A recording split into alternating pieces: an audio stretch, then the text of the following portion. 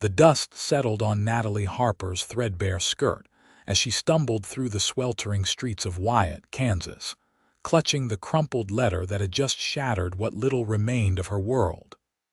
It was August 1878, and the afternoon sun beat down mercilessly on the small frontier town. Natalie had arrived on the morning stage, her last few coins spent on the fare from Missouri, believing she was coming to marry a rancher named Samuel Pritchard, who had corresponded with her through a matrimonial advertisement. The letter in her trembling hands, however, informed her that Mr. Pritchard had married someone else 3 weeks prior and would not be requiring her services after all. 22 years old, penniless and utterly alone, Natalie stood in front of the general store with nowhere to go. Her parents had died 2 years earlier from scarlet fever, and her older brother had made it abundantly clear that she was a burden he could no longer afford to keep. She had no skills beyond basic reading and writing, no trade, no prospects. The other women from the orphanage where she had spent her teenage years had all found husbands or positions as housemaids.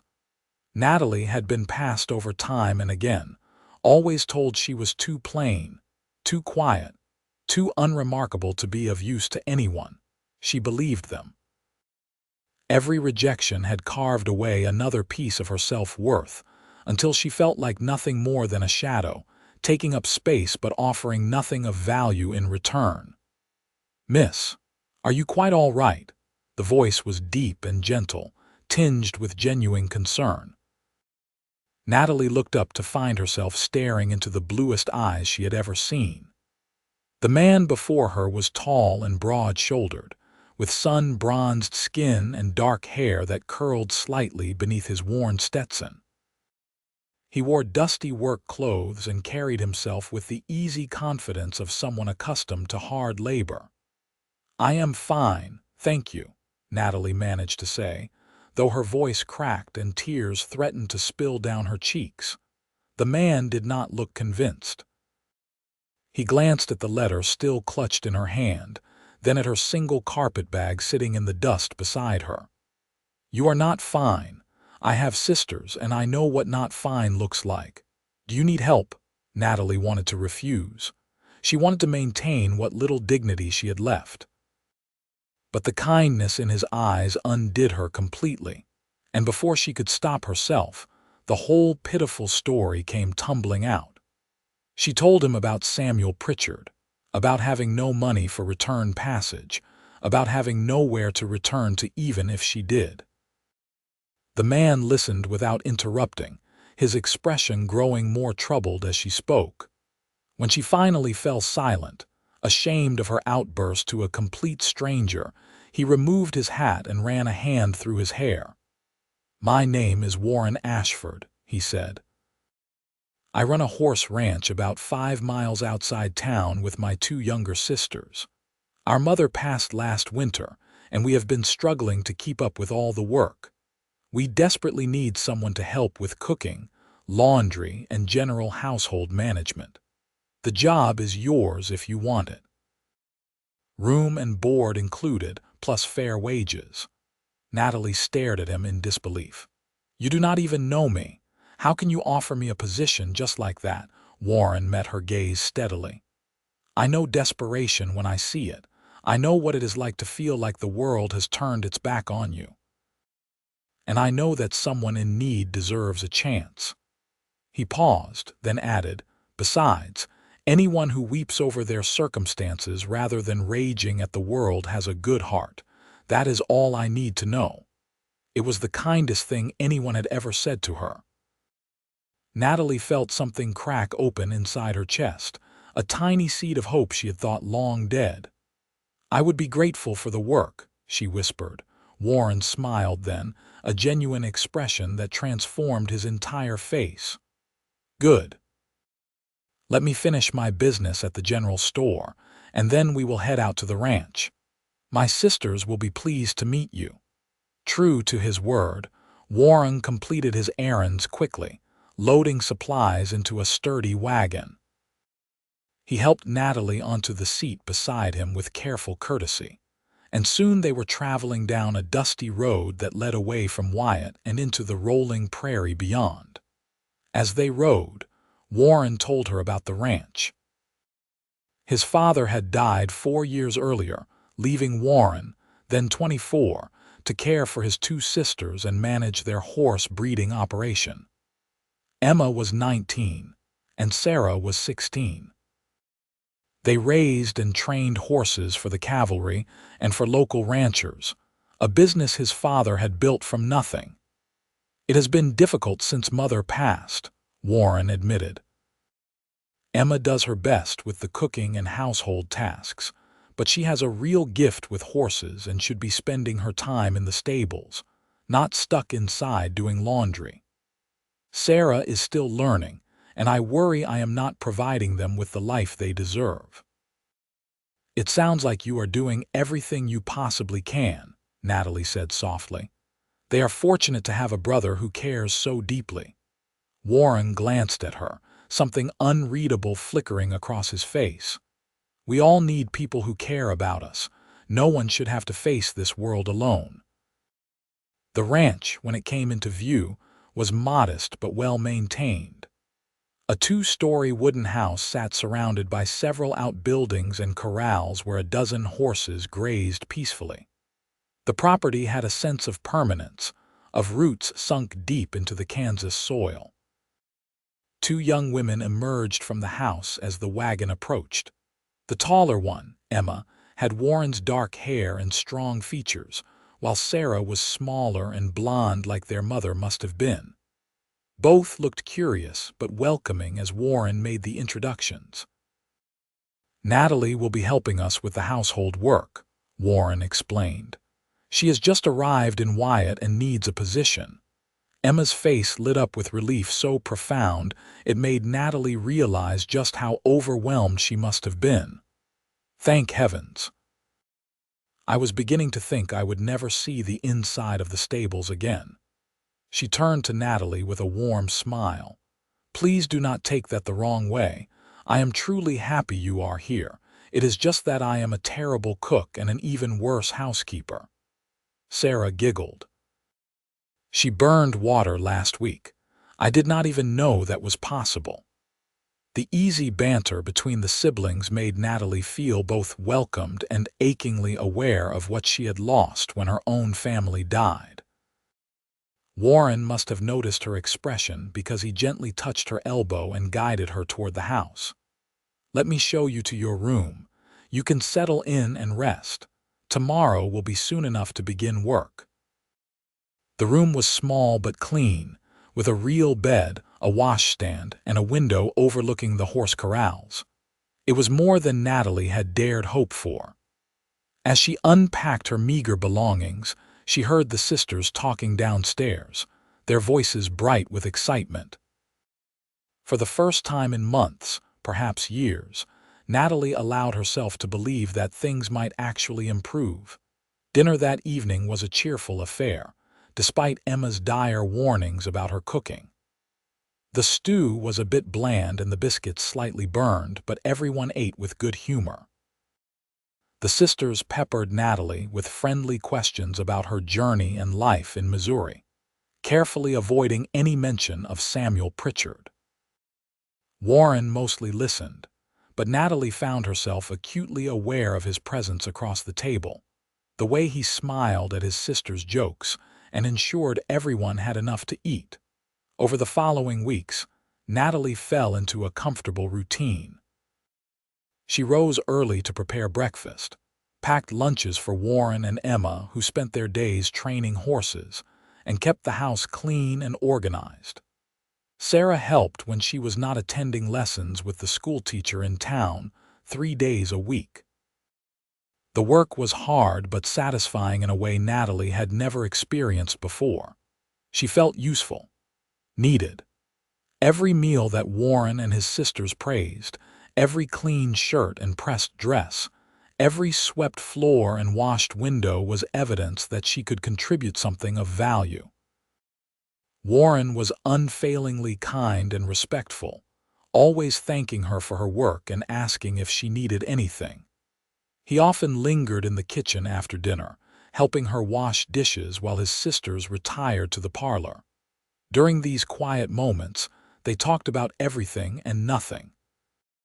Warren told her about his dreams of expanding the ranch, of breeding horses renowned throughout Kansas. Natalie shared memories of her parents, carefully edited stories that focused on the happy times rather than the loneliness that had followed their deaths. One evening in mid-September, about 6 weeks after Natalie's arrival, Warren found her sitting on the porch steps long after the dinner dishes had been cleared. The sun was setting in brilliant shades of orange and pink, painting the prairie in warm light. "May I join you?" he asked.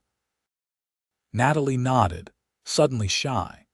Warren had just bathed and changed from his work clothes into clean trousers and a pressed shirt. He smelled of soap and leather, and Natalie found herself very aware of how close he sat beside her on the steps. "You have been quiet today," Warren observed. "Is something troubling you?" Natalie hesitated. She had indeed been preoccupied, though not with anything she wanted to share.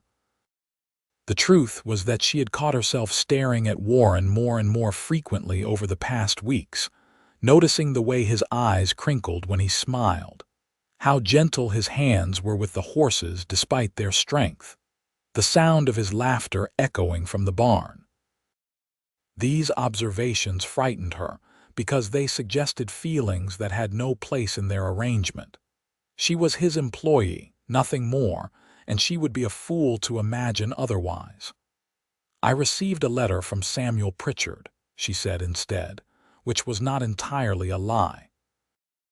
The letter had arrived 3 days ago, and she had been thinking about it. Warren stiffened beside her. What did he want?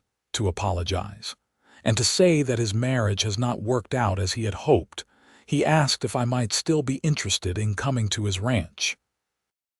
Natalie watched the sunset rather than look at Warren's face. "He offered better wages than what you are paying me." The silence that followed stretched so long that Natalie finally turned to look at Warren. His jaw was clenched tight, and he stared straight ahead with an expression she could not decipher. "I see," he finally said, his voice carefully neutral. "And are you considering his offer?" "No," Natalie said quickly. I wrote back declining. "I just thought you should know about it in case he tries to contact me again." Some of the tension left Warren's shoulders. "Why did you refuse him? If the money is better, I would understand if you wanted to leave." Natalie took a deep breath, trying to find words for feelings she barely understood herself. "Because I am happy here. Your sisters have become like family to me, and you have shown me more kindness in these past weeks than anyone ever has. I would not trade that for all the money in the world." Warren turned to face her fully, and the expression in his eyes made Natalie's heart skip. "You really mean that?" "Yes," she whispered. "Good." Warren reached out and took her hand, his calloused fingers warm and strong around hers. "Because I cannot imagine this ranch without you anymore. These past weeks, you have brought light into this house. Emma and Sarah are happier than I have seen them in over a year, and I—" He paused, seeming to struggle with his words. "I find myself looking for excuses to be near you, to hear your voice, to see you smile." Natalie's breath caught. "Warren, I know I should not speak like this," he continued, his thumb rubbing gentle circles on the back of her hand. "You work for me, and it is improper, but I cannot keep silent any longer. You are not just valuable to this household, Natalie. You are invaluable to me. More precious than anything existing. I have been half in love with you since the day I found you standing outside the general store, and I fall a little deeper every time I see you."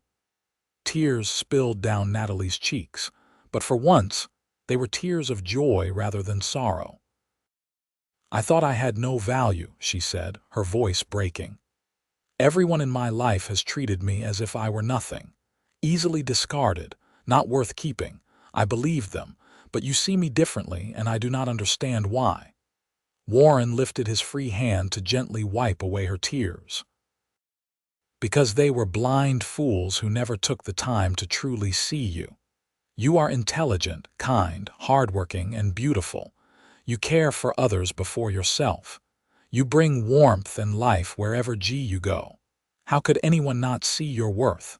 You truly believe that." "With everything I am," Warren said fervently. "And I will spend every day proving it to you if you will let me."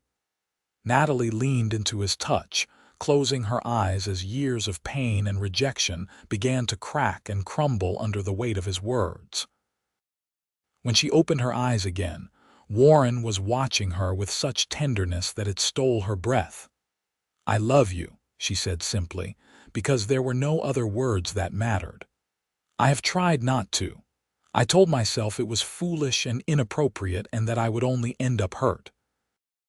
But I cannot help it. I love you, Warren Ashford." Warren's smile was brilliant, transforming his entire face with joy. "Then we are both fools together," he said, and leaned in to kiss her. His lips were soft and warm against hers, the kiss gentle and questioning. Natalie responded without hesitation, her free hand coming up to rest against his chest where she could feel his heart pounding as rapidly as her own. The kiss deepened, growing from tentative to passionate, and when they finally broke apart, both were breathing hard. "Marry me," Warren said, his forehead resting against hers. "Not because you need a position or security, but because I love you and cannot imagine my life without you in it.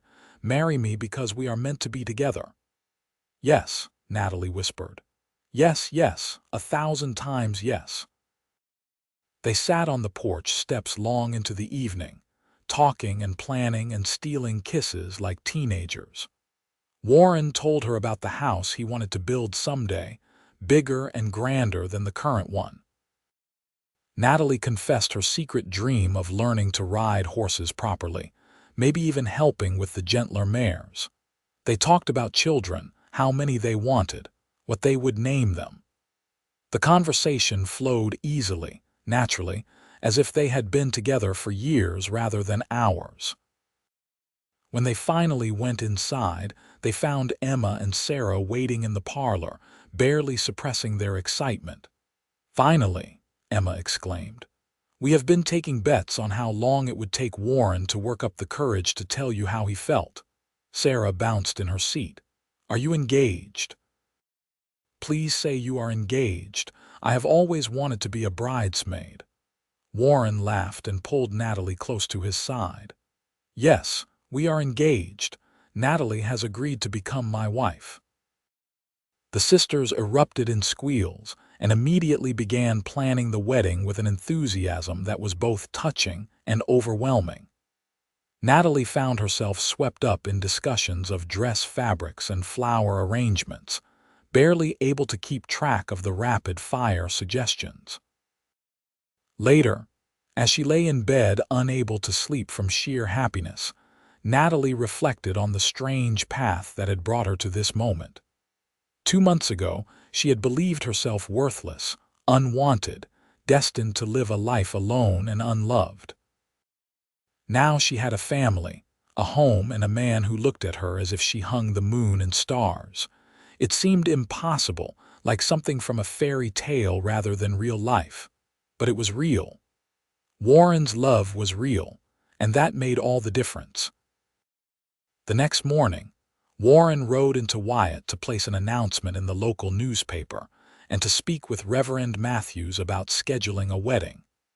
He returned with news that the Reverend could perform the ceremony in 4 weeks, giving them time to prepare without waiting too long. Those 4 weeks flew by in a flurry of activity. Emma and Sarah took Natalie to the dressmaker in town, insisting that Warren would pay for whatever she wanted. Natalie chose a simple but elegant cream-colored dress with delicate lace at the collar and cuffs. Sarah commissioned a special saddle as a wedding gift, decorated with Natalie's new initials. Emma bought fine china place settings for 12. Warren threw himself into improving the ranch house, repairing loose boards, repainting the exterior, and building new furniture for the bedroom he and Natalie would share. He worked with an almost manic energy, and Natalie eventually had to tell him to slow down before he exhausted himself.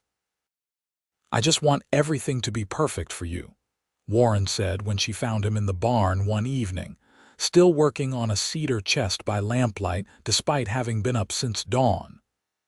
"It already is perfect," Natalie assured him, taking the tools from his hands and setting them aside.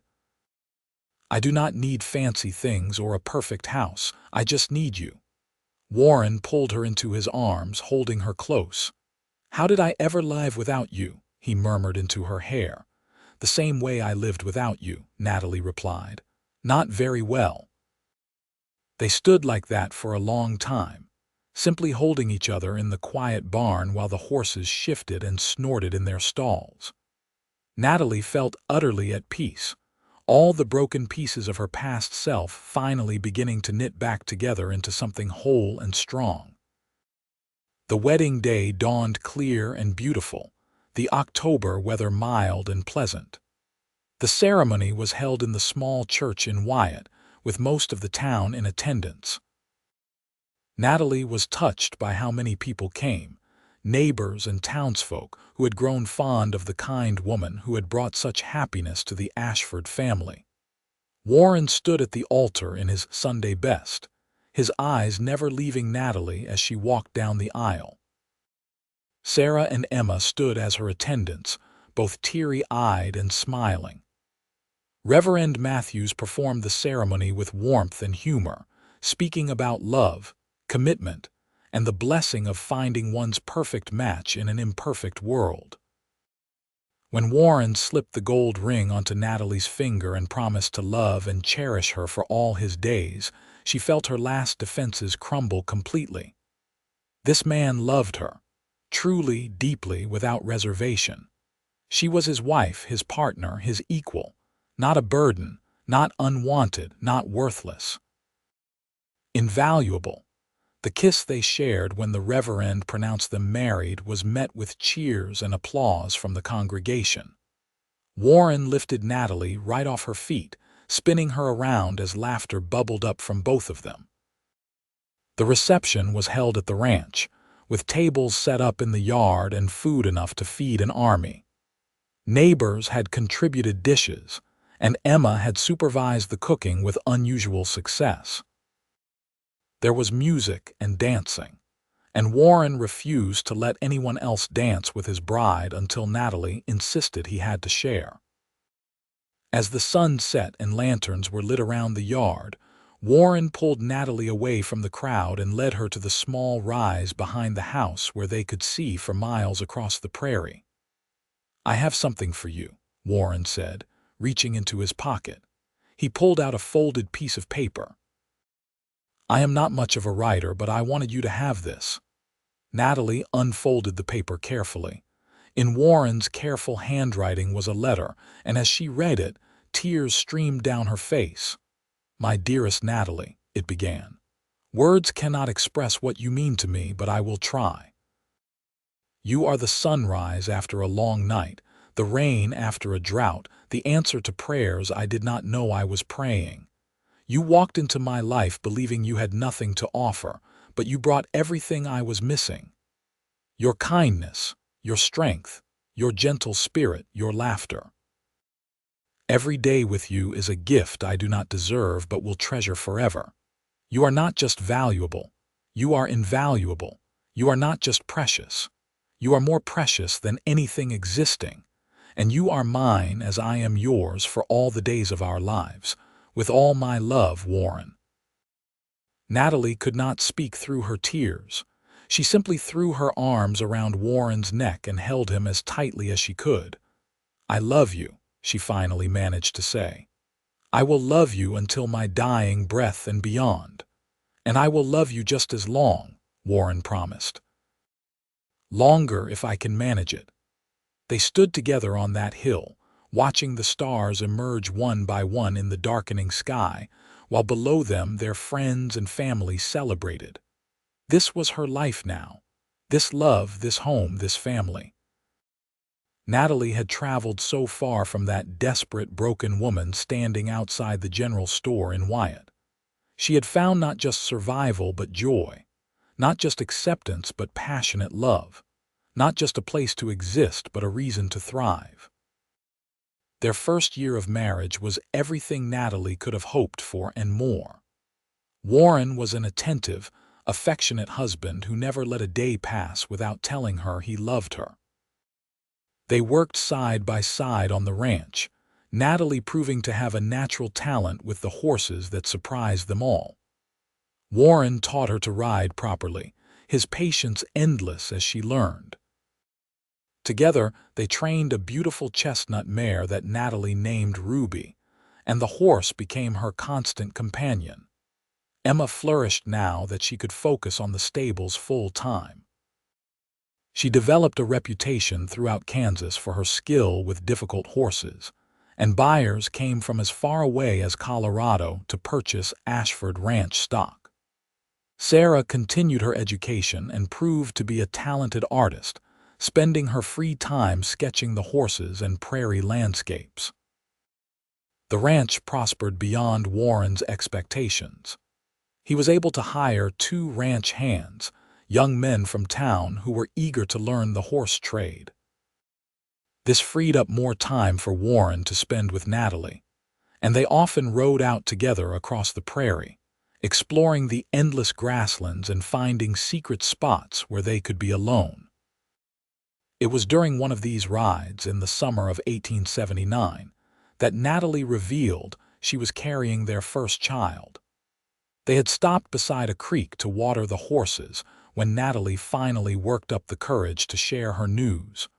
Warren's reaction was everything she could have wanted. He whooped with joy, picked her up despite her protests about being careful, and spun her around. Then he spent the next hour fussing over her, insisting they ride back slowly, asking if she felt well, if she needed anything, if she should even be on a horse at all. "Warren, I am barely 3 months along," Natalie said with fond exasperation. "The doctor said I can continue normal activities for several more months." "I do not care what the doctor said. You are carrying our child, my child.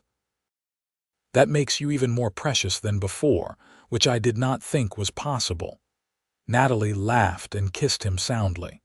"You are going to be impossible for the next 6 months, are you not?"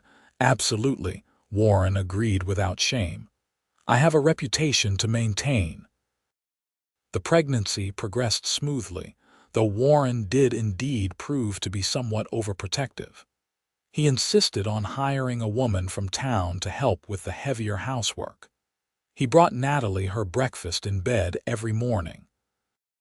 He read aloud from medical texts about pregnancy and childbirth, until Natalie had to confiscate the books because they were making him anxious. Emma and Sarah were thrilled about becoming aunts. Sarah immediately began sketching ideas for the nursery, while Emma started researching the safest horses for children to learn on, despite Natalie pointing out that the baby would not be ready to ride for several years. In February of 1880, after a long but manageable labor, Natalie gave birth to a healthy baby boy. They named him James William Ashford, after Warren's father. Warren was present for the birth, despite the midwife's protests, holding Natalie's hand and whispering encouragement through every contraction. When the midwife placed James in Warren's arms for the first time, the expression of pure wonder and love on his face made Natalie fall in love with him all over again. Here was a man who valued family above all else, who would move heaven and earth to protect those he loved. "He is perfect," Warren said, tears streaming down his face. "Thank you, Natalie. Thank you for this gift." "Our gift," Natalie corrected gently. "He is ours." Warren brought the baby to Natalie, and together they marveled at the tiny life they had created. James had his father's dark hair and his mother's delicate features. His eyes would not settle on a color for months, shifting between blue and gray and green, before finally settling on a warm hazel. The ranch house filled with the sounds of a baby, crying and cooing and, eventually, laughter. James was a happy child, content to watch the world with wide, curious eyes.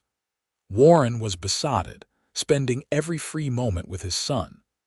Natalie would often find them together in the rocking chair Warren had made, the big cowboy cradling his tiny son while humming old songs his own father had sung. Sarah proved to be a natural with babies, volunteering to watch James whenever Natalie needed a break. Emma was more awkward but equally devoted, spending hours telling the baby about horses and promising to teach him to ride as soon as he was old enough. Life settled into a new rhythm, one that included sleepless nights and endless laundry, but also infinite joy. Natalie had never imagined she could be this happy, that life could feel this full and rich and meaningful. Every time she looked at her son, at her husband, at the family they had built together, she felt overwhelmed with gratitude. One evening, when James was about 6 months old, Natalie found Warren standing in the nursery doorway, watching their son sleep. She slipped her arms around his waist from behind and rested her cheek against his back. "What are you thinking about?" she asked softly. "How lucky I am," Warren replied. "When I saw you that day in Wyatt, I thought I was just helping someone in need. I had no idea I was meeting the woman who would become my entire world. You have given me everything, Natalie. A real home, a family, a reason to strive to be better. I do not know what I did to deserve you, but I thank God for you every single day." Natalie moved to stand beside him, looking down at their sleeping son. "You saved me," she said. "When I had convinced myself that I had no value, that I had nothing to offer the world, you saw something worth loving. You gave me a chance when no one else would. You made me believe in myself again. That is a gift I can never repay." Warren turned to face her, cupping her face in his calloused hands. "You already have repaid it 1,000 times over just by being you, by staying, by choosing me every day." They kissed gently, mindful of the sleeping baby nearby, then stood together watching James sleep, Warren's arms wrapped around Natalie from behind. These quiet moments were Natalie's favorite when the work was done and the world was still and it was just her family, safe and together. The years that followed brought both challenges and triumphs. The ranch continued to grow, and Warren eventually had to hire additional help to keep up with demand. They expanded the stables and built a larger training arena. Emma married a horse trader from Topeka when she was 23, a kind man named Peter who appreciated her talent and supported her work. They settled on a nearby property, and Emma continued to work closely with Warren on the ranch's breeding program.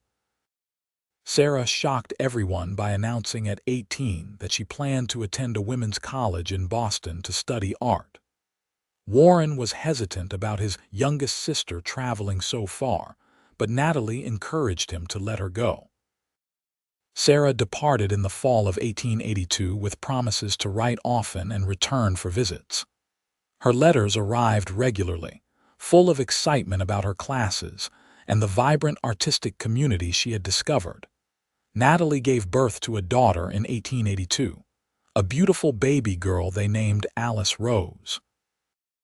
She had Natalie's blonde hair and Warren's blue eyes, a perfect combination of both her parents. James, now 2 years old, was fascinated by his baby sister, constantly wanting to help care for her under careful supervision. Then, in 1884, twin boys arrived, Michael and Thomas. The birth was difficult, and for a few frightening hours, the doctor worried they might lose Natalie. But she fought through with characteristic strength, and both babies were healthy despite arriving a few weeks early. Warren was adamant that they were done having children after that. I cannot risk losing you, he told Natalie as she recovered. These 4 beautiful children are more than I ever dreamed of having. They are enough. Natalie agreed, both because she knew Warren was genuinely frightened and because 4 children did seem like a full household.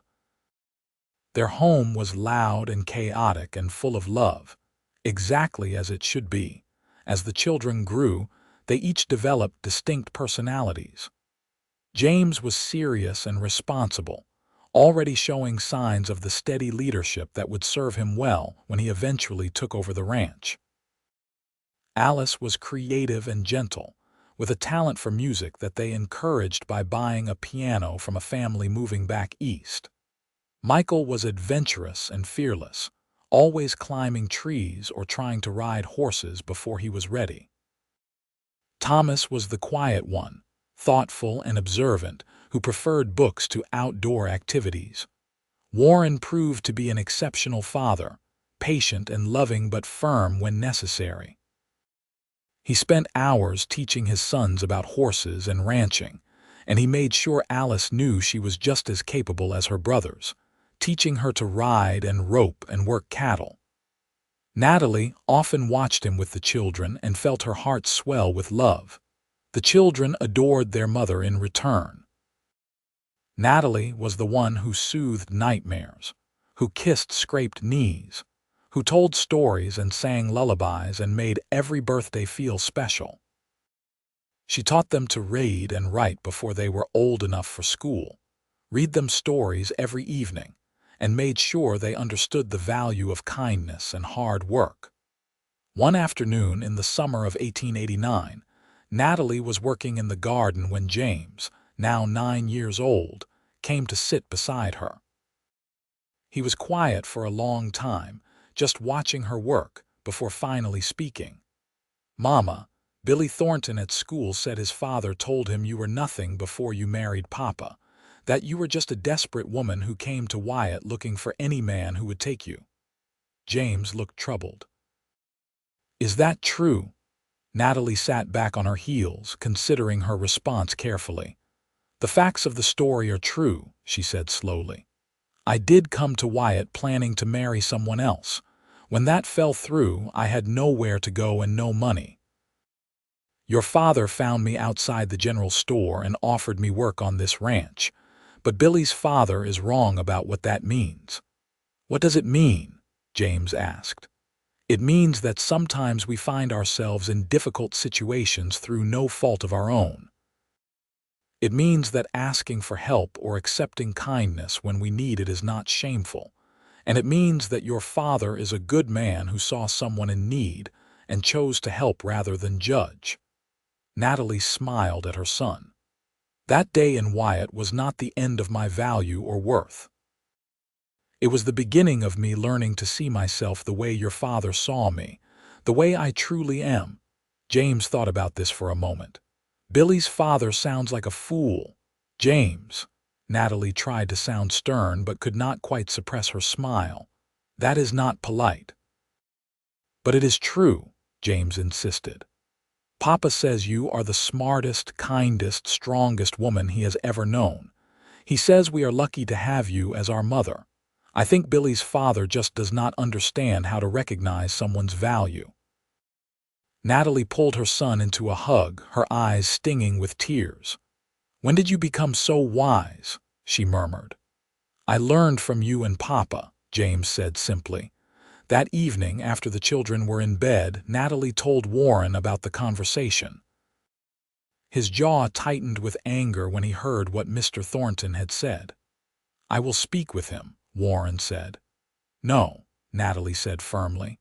"There will always be people who judge and gossip. We cannot control what others think or say, but we can control how we respond to it. James already knows the truth. That is what matters." Warren relaxed slightly, then pulled Natalie onto his lap where they sat in front of the fireplace. "You are too forgiving." "I am practical," Natalie corrected. "My past is not shameful, and I refuse to act as if it is. I came to Wyatt broken and alone, and I found everything I needed. That is a story of hope, not shame." You found everything you needed, Warren repeated with a teasing smile. That is all I am, something you needed. Natalie laughed and kissed him. You are everything I needed, everything I wanted, and everything I did not even know existed. You are the love of my life, Warren Ashford. Is that better? Much better, Warren agreed, and kissed her back with the same passion they had shared as newlyweds over a decade earlier. As the years passed, the Ashford family became a respected fixture in the Wyatt community. Warren's reputation for breeding quality horses spread throughout Kansas and beyond. The ranch prospered, allowing them to build the larger house Warren had always dreamed of. The new home was beautiful, with a wraparound porch and enough bedrooms for each child to have their own space. Emma and Peter had 3 children of their own, and the cousins were close, spending hours playing together whenever the families visited. Sarah returned from Boston in 1890, bringing with her a young professor she had fallen in love with. They married in a ceremony at the ranch, and Sarah settled back in Kansas, teaching art at the school in Wyatt while continuing her own work. The children grew and thrived. James showed every sign of becoming an excellent rancher, working alongside his father from a young age. Alice developed into a talented pianist and began teaching music to younger children in town. Michael eventually channeled his adventurous spirit into becoming a deputy sheriff. Thomas pursued education, earning a scholarship to study law at a university back east. Through it all, Warren and Natalie remained devoted to each other. They still took rides together across the prairie when time allowed, still stole moments alone whenever possible, still looked at each other with the same love and desire they had felt as young newlyweds. Their love had deepened with time, strengthened by shared experiences and the life they had built together. One evening in 1895, Natalie realized with a start that it had been 17 years since that fateful day in Wyatt. She was 39 years old now, and Warren was 41. James was 15, Alice 13, and the twins were 11. Their oldest son was already taller than Natalie and nearly as tall as Warren. She found Warren in the barn, checking on a mare about to foal. He looked up when she entered, and his face broke into the warm smile he reserved just for her. "I was just thinking about you," he said, coming to wrap his arms around her waist. "Good thoughts, I hope." "Always." Warren kissed her forehead. "I was remembering the day we met, how terrified I was that you would refuse my offer of work. How I could not stop thinking about you after I brought you home. How I fell in love with you so quickly it scared me." "I was thinking about that day too," Natalie admitted. "I was remembering how certain I was that I had no value, that I had nothing to offer anyone. And then you told me I was invaluable, more precious than anything existing. Those words changed my life, Warren." "They were true then, and they are true now," Warren said firmly. "More true than ever if possible. You are my partner, my love, the mother of my children. You are the center of everything good in my life. How could you possibly think you had no value?" "Because no one had ever made me feel otherwise," Natalie said softly. "Until you." They stood together in the quiet barn, holding each other as they had so many times over the years. The mare snorted softly in her stall, and somewhere in the distance, they could hear their children laughing as they finished their evening chores. "Do you ever regret it?" Warren asked suddenly. "Coming here, marrying me, this life?" Natalie pulled back to look at him in surprise. "Never. Not for a single moment. Why would you even ask that?" Warren shrugged, looking uncharacteristically uncertain. "You could have had an easier life, a richer husband, a bigger town with more opportunities." "I could have had a lot of things," Natalie agreed. "But I could never have had anyone better than you. You saw me when I was invisible. You valued me when I felt worthless. You loved me when I could not love myself. You gave me everything that truly matters: love, family, purpose, home. Why would I want anything else?" "Because I wanted to give you the world," Warren said. "And instead I gave you a horse ranch in Kansas." Natalie laughed and cupped his face in her hands. "You foolish man. You did give me the world, my entire world. Everything that matters is right here." Warren's eyes glistened with unshed tears.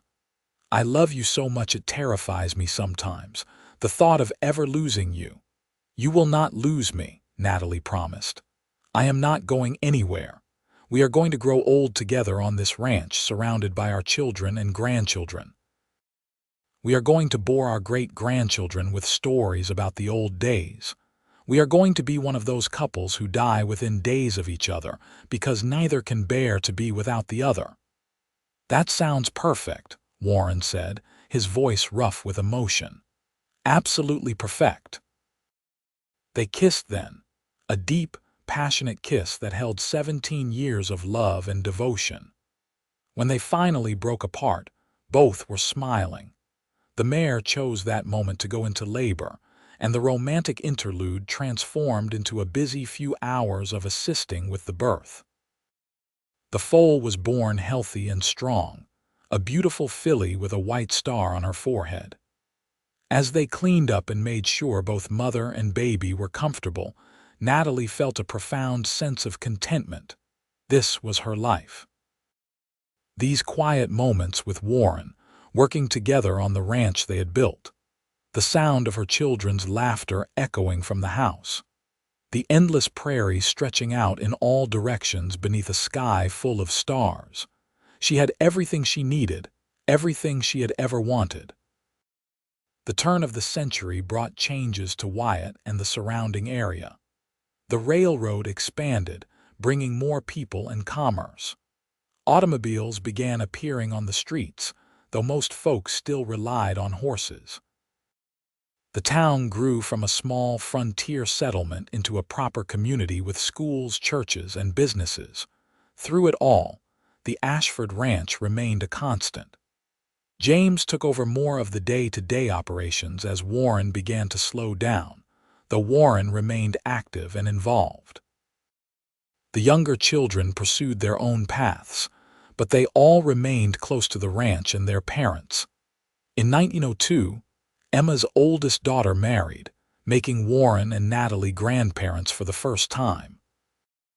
They were both 50 by then, their hair showing silver streaks, lines of laughter and life etched into their faces. But their love remained as strong as ever. Natalie found herself reflecting often on the strange twists of fate that had brought her to this moment. If Samuel Pritchard had not rejected her, if she had not been standing outside that general store on that particular day, if Warren had not happened to be in town that afternoon, her entire life had hinged on those seemingly random events, but perhaps they were not random at all. Perhaps everything had unfolded exactly as it was meant to, bringing two people together who desperately needed each other. Warren had needed someone to help with his household. Natalie had needed someone to see her value. They had found in each other not just what they needed, but everything they had not known they were missing. As the years continued to pass, Warren and Natalie settled into the comfortable rhythm of a long marriage. They worked together, laughed together, weathered challenges together. They celebrated weddings and births, grieved losses, and marked the passage of time with the rituals of a life well lived. Their children all married and had children of their own. James brought his wife to live on the ranch, taking over operations completely when Warren finally retired in 1908. Alice remained in Wyatt with her husband and 3 children, hosting family dinners every Sunday. Michael served as sheriff, respected throughout the county for his fairness and courage. Thomas became a successful lawyer in Topeka, but returned home regularly, bringing his wife and children to visit. Warren and Natalie had 12 grandchildren in total, with more on the way. The ranch house was always full of noise and energy during family gatherings, exactly as they both loved it. Warren would sit on the porch with the older grandchildren, teaching them about horses just as he had taught their parents. Natalie would bake cookies and pies, tell stories, and rock the babies, her heart full to bursting with love. One evening in the summer of 1912, Warren and Natalie celebrated their 34th wedding anniversary with a quiet dinner on the porch of the house they had built together. Their children and grandchildren had thrown them a party earlier in the day, but now it was just the two of them, watching the sunset paint the prairie in shades of gold and crimson. 34 years, Warren mused, holding Natalie's hand across the table. Sometimes it feels like yesterday. Other times it feels like you have always been here, and I cannot remember life before you. I feel the same way, Natalie said. The woman I was when I arrived in Wyatt seems like a stranger now. I barely recognize her. I recognize her, Warren said. She is still you, just hidden under layers of love and confidence and joy. She is still in there, but she is no longer alone or afraid. Natalie squeezed his hand. Because of you. You took that frightened, broken woman and showed her she was worthy of love, worthy of happiness, worthy of a beautiful life. No, Warren said firmly. You always had worth. I just helped you see it. Everything you have become, everything you have accomplished that was already inside you.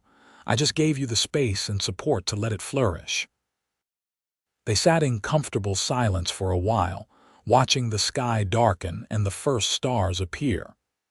After more than 3 decades together, they no longer needed constant conversation. They could simply be together, finding peace in each other's presence. Do you remember what you said to me that first night? Natalie asked. On the porch of the old house. Of course, Warren replied.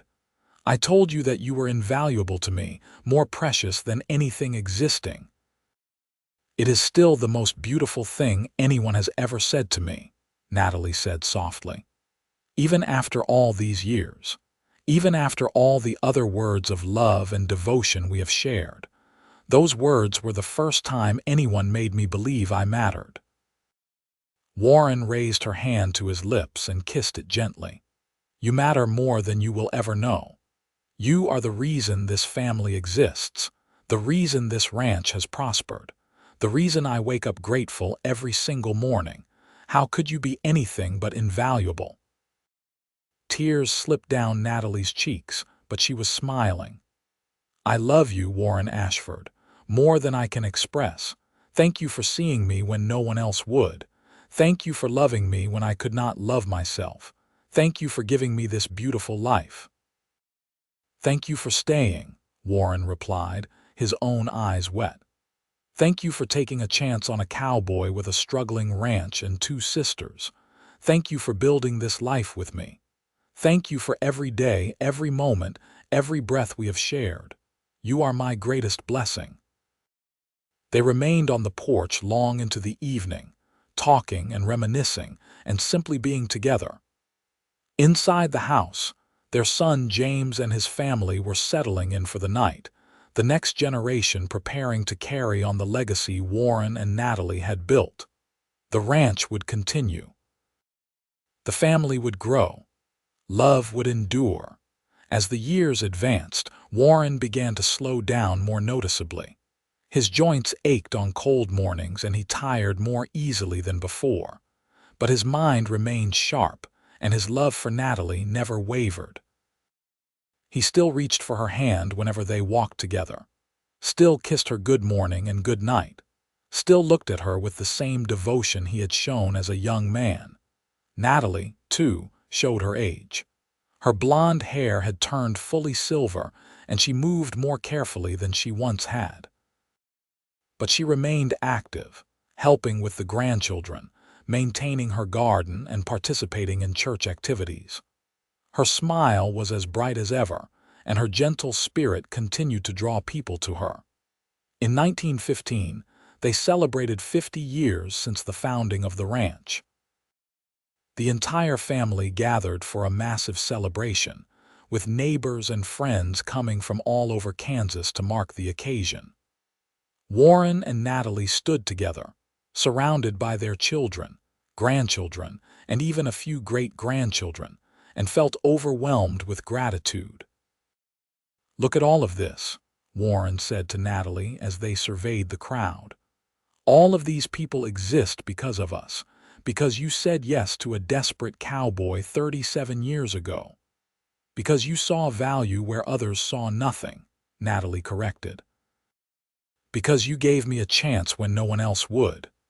We saved each other," Warren said simply, "and built something beautiful together." One autumn evening in 1917, Warren suffered a heart attack while working in the barn. James found him and rushed him into the house where Natalie and Alice worked frantically to make him comfortable. The doctor came from town but could offer little beyond pain medication, and the grim assessment that Warren's heart was simply wearing out. For 3 days, Warren drifted in and out of consciousness while his family kept vigil. Natalie never left his side, holding his hand and talking to him softly whether he was awake or not. She told him stories about their life together, reminded him of happy memories, and assured him that she would be fine. On the third evening, Warren opened his eyes and looked directly at Natalie with perfect clarity. "I am sorry," he whispered. "For what?" Natalie asked, tears streaming down her face. "For leaving you. I promised we would go together." "You cannot control everything," Natalie said, trying to smile through her grief. "You gave me 50 years of perfect love. That is more than most people get in a lifetime." "Not enough," Warren insisted weakly. "Could never be enough. I love you, Natalie. You are still invaluable to me, still more precious than anything existing. Always." "And you are everything to me," Natalie said, leaning close to kiss his forehead. "Thank you for my beautiful life. Thank you for seeing me. Thank you for loving me." "Easy," Warren breathed. "Loving you was the easiest thing I ever did." Those were his last words. His eyes closed and he slipped away peacefully with Natalie's hand in his and all his children surrounding him. He was 66 years old and had lived a full, rich life. The funeral was attended by hundreds of people, a testament to the respect Warren had earned over his lifetime. He was buried in the cemetery, overlooking the prairie he had loved, under a sky as vast and blue as his eyes had been. Natalie grieved deeply, but without bitterness. She had known this day would come eventually. She had prepared herself as much as anyone could prepare for losing their other half, but preparation did not make the loss any easier to bear. In the weeks and months following Warren's death, Natalie found herself returning again and again to their beginning. She thought about that desperate woman standing outside the general store in Wyatt, believing she had nothing to offer the world. She thought about Warren's kindness, his immediate willingness to help a stranger. She thought about falling in love, building a family, creating a life together. Warren had been right all those years ago. She had been invaluable. Not because of anything she had done or accomplished, but simply because she existed. Because she was herself. That was a truth Warren had seen immediately, but which had taken Natalie years to fully accept. Now, at 63, she finally understood. Her value had never been dependent on others recognizing it. She had always mattered, always been worthy, always been enough. Warren had simply been the first person to help her see that truth. She missed him desperately. Some mornings she woke reaching for him before remembering he was gone. She found herself turning to share a thought or observation before realizing he was not there. The loss was a constant ache in her chest. But she was not alone. Her children checked on her daily, and she was never without company unless she specifically requested solitude. The grandchildren visited constantly, and the great-grandchildren brought new life and energy into her days. She remained active in the church and community, finding purpose in helping others the way Warren had once helped her. 5 years after Warren's death, Natalie's health began to decline. Her heart was weak, the doctor said. Years of hard work and grief had taken their toll. She was confined to bed rest but remained cheerful, receiving visitors and telling stories about the old days. One evening in early spring of 1922, surrounded by all her children, Natalie told them she was ready to go. She had lived a good life, a full life, and she was tired. More than anything, she was ready to see Warren again. "Tell us the story one more time," Alice said, holding her mother's fragile hand. "About how you and Papa met." Natalie smiled, her mind drifting back across 44 years to that fateful day in Wyatt, and she told them the story one final time. About arriving with nothing, believing she had no value. About a young cowboy with kind blue eyes who offered her a chance. About falling in love and building a life together. About learning to see herself the way Warren had always seen her, invaluable and precious beyond measure. "The greatest gift your father gave me," Natalie said as her voice grew weaker, "was not security or a home or even his love, though all of those were precious. The greatest gift was helping me see my own worth. That is what I want you all to remember. You are valuable. You matter. Never let anyone, not even yourself, convince you otherwise." Those were her last words of wisdom to her children. That night, Natalie Harper Ashford passed away peacefully in her sleep, surrounded by love. She was 67 years old. They buried her beside Warren, their graves side by side overlooking the prairie where they had built their life together. On their shared headstone, James had inscribed, "Together forever, as they were always meant to be." The ranch continued to prosper under James's management and eventually passed to his oldest son. The Ashford family remained a respected presence in Wyatt for generations, and the story of Warren and Natalie became a family legend passed down to each new generation. It was a story about love conquering despair, about seeing value where others saw nothing, about two people who found in each other exactly what they needed to become their best selves. About a cowboy who gave everything to the woman he loved, and a woman who learned to love herself through his eyes. Years later, one of their great-great-grandchildren would stand in the old cemetery and read those words on the headstone. "Together forever, as they were always meant to be." And she would think about that young woman who had arrived in Wyatt believing she had nothing to offer, and the cowboy who had told her she was invaluable, more precious than anything existing. It was the kind of love that echoed through generations, inspiring others to see beauty and value where the world saw only worthlessness. It was the kind of love that changed lives, that built families, that created legacies. It was the kind of love that proved, beyond any doubt, that every person has value. Every person matters. Every person is precious beyond measure. And that truth, more than anything else, was the lasting legacy of Warren and Natalie Ashford. Not just the ranch they had built or the family they had raised, but the fundamental belief that love could transform lives. That kindness could heal wounds. That seeing and valuing others was the most important work anyone could do. Their story began with a simple act of compassion in a dusty Kansas town in 1878.